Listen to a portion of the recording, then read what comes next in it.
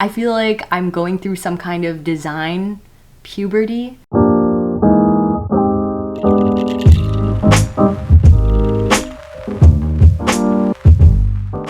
Hello, my dear friends. Welcome to my side of the internet. My name is Fernandez. I'm a design, fashion, and lifestyle content creator, and I also happen to be a product design intern for Facebook Reality Labs this summer of 2021. If you are new here, hi, nice to meet you. I like to make videos about the journey of what it's like from going from a design student to an industry professional, and I also like making other content about what it's like being a 22-year-old immigrant here in the San Francisco Bay Area. So if you're interested in that kind of content, make sure to subscribe below, and if you haven't watched any of the other Design Diaries videos, I'm going to go ahead and link it up above. Oh, that was a mouthful. I am super excited to be filming this video today because it has been 5 weeks since my Facebook design internship started, and it literally feels like it's been 3 days.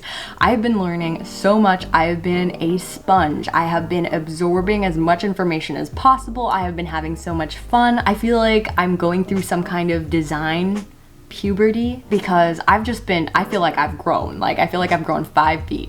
Design-wise. Okay, let's just pretend that all of that made sense. Last week I did what's called a midpoint review, and I don't think that this applies to all internships, but with my internship at Facebook, essentially you just did a self-assessment, also just thinking about what different things you want to improve on or work on for the rest of your internship. And so I'm not going to be talking about my personal self-assessment with you all today. Instead, I'm going to treat this as like a midpoint reflection with you all, because I think it would be productive to tell you all the different things that I've learned, because I feel like the things I'm going to be sharing with you all today don't necessarily just have to apply to design internships. They can apply to any job, really. And so without further ado, I'm going to go ahead and tell you all 5 different things that I have been doing to make the most out of my internship. The first thing is that I created a one-on-one agenda between myself and my manager. And when I mean agenda, I essentially just mean a document, so I'm using Google Docs, that's shared between my manager and myself, and it's something that I have up with me whenever I speak to my manager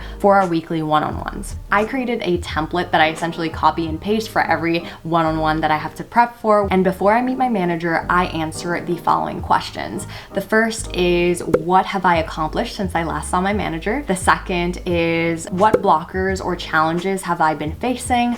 The third is, what I hope to accomplish in the week ahead. And the fourth is, how can my manager help me? The rest of the template is essentially just notes, next steps, and any questions or concerns that I have. It's really nice to feel prepped whenever you're about to have a meeting, especially with your manager, because you want to make sure that you're being as intentional as possible with the given time that you're given. With the given time that you have. And so I've just been filling this out every time I meet my manager. I've been able to ask all of the questions that I need and really just help me kickstart my week with a bang. And I'm going to actually go ahead and leave you all a link of a template that you can just copy and paste if you want to try this out with your manager or with your mentor. Another thing to note about this tracker is that it's really helpful if you're needing to look back at it for something like your midpoint review and seeing like, okay, what did I accomplish? What were my roadblocks and challenges, etc. It's just a really nice document to reference if you want to reflect on the past internship. The second thing that I'm doing is a weekly stand-up, but just for myself. So something that I have been doing that I feel like has been helping me gain more visibility and also help me practice just reflection and interacting with people within the internal Facebook network is just posting something every week about my accomplishments, who I met and what my takeaways were, and my key universal takeaway that I feel like I can look back at and be like, that's definitely something that should be on the fortune cookie. I think especially with internships, there are so many like gold nuggets within your week, and there's so many to keep track of that it's hard to remember all of them unless you write it down. And so this is kind of a space for me to just write whatever I want. I don't really care if anybody actually reads it. I just want to be able to look back at it and really be proud of the work that I've done. Like I said, I like to mention what I've accomplished that week. If I can tag people and link different documents, I'm definitely going to do that. chat. That not only helps me reference back to things if someone has a question and I have to look back at a document, and also helps me reconnect with the people that I collaborated with because they can also react or comment to this post that I'm creating. Another thing that's really fun is that within Workplace, I actually just add some kind of picture or a GIF of something that I feel like represents that entire week. Our managers are there to advocate for us, and essentially me posting these weekly stand-ups for myself is also something that is a resource for my manager to look at. And so if and when he does have to advocate for me, he can just look at these stream of posts, and essentially I made his job easier for him. The weekly stand-up template is also going to be in the document that I'm linking, so make sure to try that and just let me know how it goes. Third thing I've been doing to make the most out of my internship is cold messaging to the max. So it doesn't matter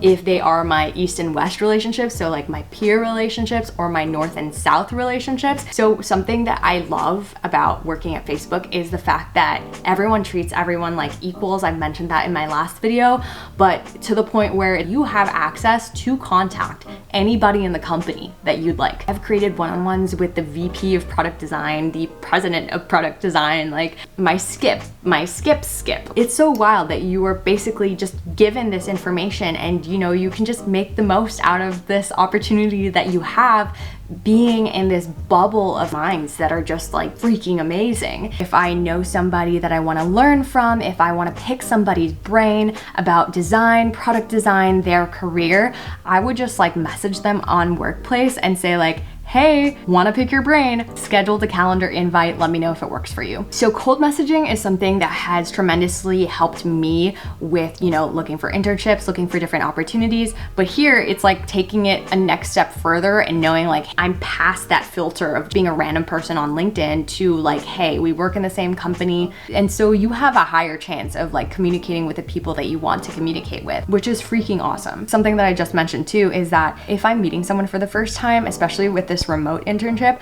I want to just start things off with a video chat if possible. I feel like this particular action is key because it not only shows that like you really want to talk to that person, but it also shows that you're a go-getter, you're not afraid of being bold and just like connecting with other people. It also fills up your calendar with a break that you're forced to have after working on your project for a really long time. The fourth thing that I've been doing to make the most out of my internship is maintaining really good relationships with people that I want to learn from. As a remote intern, it's going to be a little bit harder to constantly maintain that relationship with a coworker because you can't just like pass them in the hallway or in the lunchroom. And unfortunately, you can't have those like casual, like, hey, how are you conversations. It is going to be harder to maintain a cadence of being able to speak to your coworkers, whether it's about like work stuff or just to check in about how you're doing, how personal life is going, etc. And something that I found that is kind of the equivalent of having that recurring chat down the hall or chat after the meeting is creating recurring meetings on the calendar. And these meetings can be as formal or as informal as you want them to be. It's kind of just a placeholder so that you know that you can spend, an X amount of time, whether it's 15, 30 minutes of time with that person, so that you can help really cultivate a relationship with them during the limited time that you have within the internship. I feel like there's so much opportunity in learning from other people within our remote internship, but we just have to make sure that we actually take advantage of that opportunity. I've been doing this as well with my group of friends that are interns. This is also something that I did in my Wish internship, and now I've gained like my best friend from that, Erica. Fun fact, she is actually going to be my roommate and I'm super excited about it. If I have not gone out of my way to met with Erica every week, I would have not been roommates with her. So I'm just saying, maybe you can get a roommate out of the situation. The fifth and final thing that I'm going to talk about today is a quote. And this quote is actually something that I learned from my mentor, Dan Mall. And I'm going to put over here who the original person that this quote is attributed to, but Dan taught me that it is better to ask for forgiveness rather than permission. When I first heard this quote, I was like, because I am definitely a rule follower, but if you dig deeper into this quote, essentially it just means like, don't second guess yourself. If you have an intuition of like wanting to go a step further in your project or wanting to try something out, I think that a lot of the time, especially as an intern, I feel uneasy about, making decisions myself. I don't want to step on toes. I don't want to feel like I am disrespecting other people's like boundaries. I think for the most part though, this is talking about decisions that you can make to show your coworkers that they are able to trust you, that you provide value to the team, and that you're capable of making decisions that are for the betterment of the entire team. I think another thing that's really great about this is it shows that you can be autonomous, that you don't need to have your hand held all the time, and that you can go like beyond of what is asked of you. Obviously don't do something that can like break the internet, but I think you get the point of this quote. And so those are the 5 things top of mind that I've been doing in my Facebook design internship. If you have other things that you yourself are doing in your internship that you'd like to share with the rest of the audience that is non-existent in my room, I'd love to hear your thoughts. If you haven't already, make sure to follow me on Instagram and TikTok. Thank you so much for watching, and I hope you have a beautiful day.